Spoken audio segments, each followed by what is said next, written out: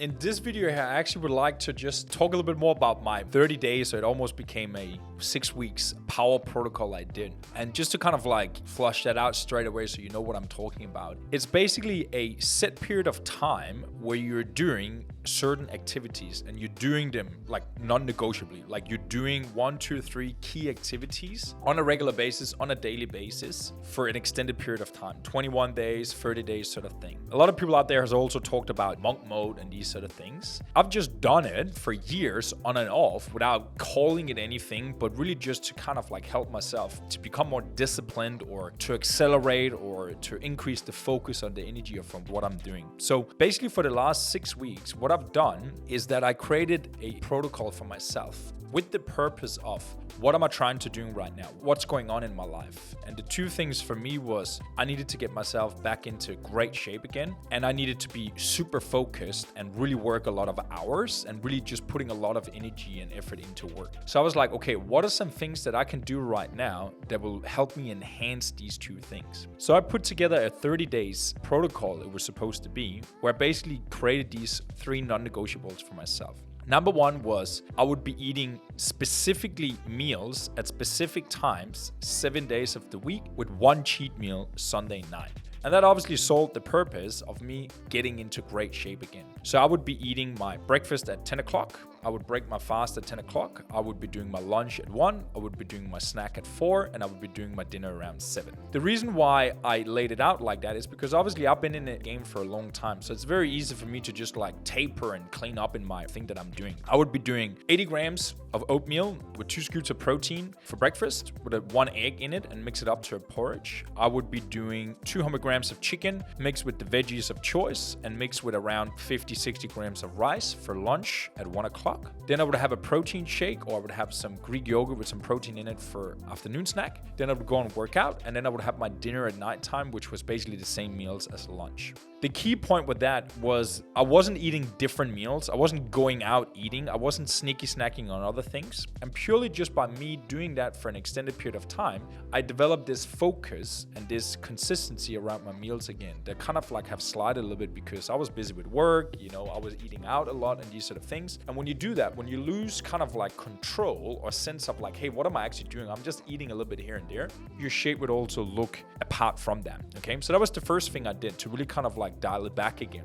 The second thing I did was with my workouts. I said to myself, you got to work out at least 60 minutes a day and not allowed to have your phone with you in the gym. And I tried to optimize for that because I saw myself not training or working out very well. I was just winging it every day. I was tired. I was still working and answering calls and that sort of thing, like answering messages and these sort of things at nighttime. So what I said to myself was like, okay, what is the things that I need to remove from that aspect right now? And it was simply pushing the phone out, just have my watch on and my headset in for music. And then suddenly I would have a lot better trainings. I wouldn't be distracted. I wouldn't have the phone to check out and that sort of thing. And that went hand in hand with my nutrition, sticking on point to that, and then with my training being a lot more intentional, having a lot more intensity and working out really, really well. So that was the 2 things that kind of like solved that purpose of getting myself back into shape again. Now, the third thing is kind of like the interesting point that I want to go a little bit more into details around. And I think it's something everybody should do, like 1000%,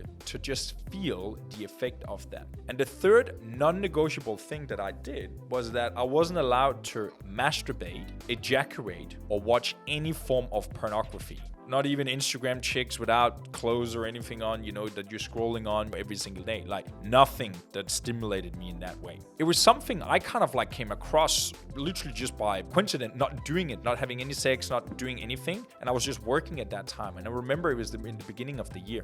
And when I look back over my journals and when I look back over like, why did I do so well at that time there? And I looked at all my notes and it was like, my energy is through the roof. My focus is there. My confidence is just like crazy. And my energy, like everything would just like amplify. So I was like, hang on, like maybe there's something around that. So I did it again. I did a semen retention right now. I just basically finished it this weekend and it ended up becoming 6 weeks of doing it. And within those 6 weeks, my friend, I not only created a new program again, I filtered out in a lot of things, I hired new people, but we tripled the monthly revenue in the business. In 1 month, tripled it. So how do you explain that? There's the aspect of me just knowing within myself how I felt in those 6 weeks, in that month of doing it, like really intentional. And I think the first part to it is really just doing something and then sticking to it and keeping your word to it. Whether that is with your food, with your training, or with that thing. No porn, no masturbation, no ejaculation. That's just like the mental discipline that you're getting from that is so beneficial. Now, the second thing to it is obviously the biological aspect of not ejaculating, not letting life force, as they call it, out and purely just keeping it in. And I'm not super into the science behind what actually happens inside the body, but there's a lot of like health benefits around fertility, increasing your natural testosterone and these sort of things. And really just a simple one for you to think with is like, how do you feel every single time after you ejaculate? You might feel a sense of release, relaxedness, calm, but also from a standpoint of like, you actually feel contracted afterwards. You feel like, I'm ready for sleep. Like, I'm not fired up anymore. I'm not ready to hunt. I'm not ready to kill. It's almost like a release. It's a dopamine. It's like achievement. It's like you can sleep now. You're relaxed. So imagine you doing that on a regular basis, every other day, every third day. Like, you're doing that on a regular basis every day, like a lot of people are doing. Imagine what it does to your body to get so much like reward and release every single day. You just calm, you're in peace, everything is all good.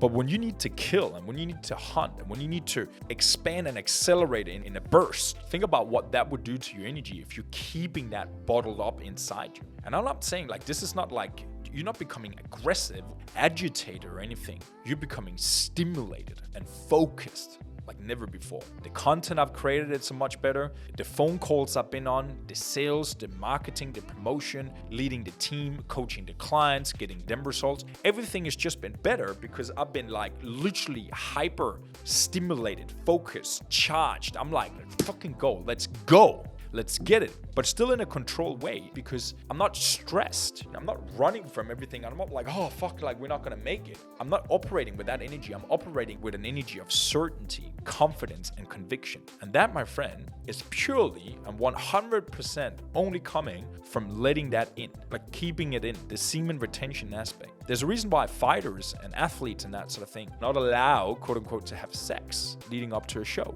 leading up to a fight, leading up to a game. It's because of that. It's because you have so much more bandwidth and so much more power from keeping it in. So I'm not saying you can't have sex or anything. You actually can have sex. You're just not allowed to ejaculate. And that's a whole nother conversation. But I've also practiced that over the years in terms of tantric movements and sex. And just think about it as a man to another man and also a woman, like listening to this. When is sex the greatest? Sex is usually the greatest when both are like charged and molded together and like sensitive and like freaking loving and are present in every single moment. That usually doesn't happen on a night out after being super drunk. That usually doesn't happen when you're super tired and fatigued. That usually doesn't happen third time you have sex, fourth time you have sex in a row. Like, it usually happens when the energy and the buildup is just like magnetic. You just can't get enough of each other. That's where it's like raw, like you're feeling it. That's just some of the benefits of it. Like, you can still have sex and still enjoy that aspect of it, but imagine not like pulling it out. You can still have the sensations, the kissing, the cuddling, the penetration, everything with sex. There's good. You can still have that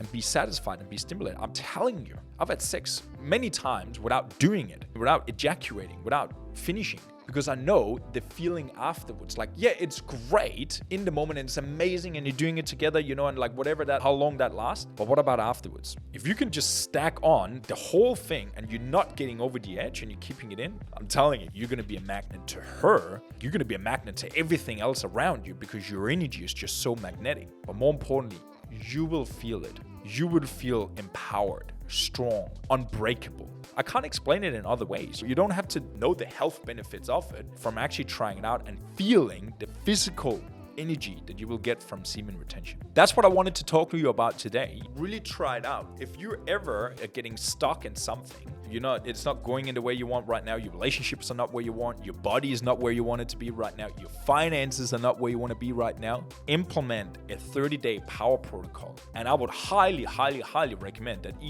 at least one of them evolves around that. The semen retention and something you do for your body. Whether that is nutrition, food, training, working out, running, boxing every single day, like whatever it is, meditating, writing things down. It can be anything. But semen retention thing, game changer. I'll see you in the next video.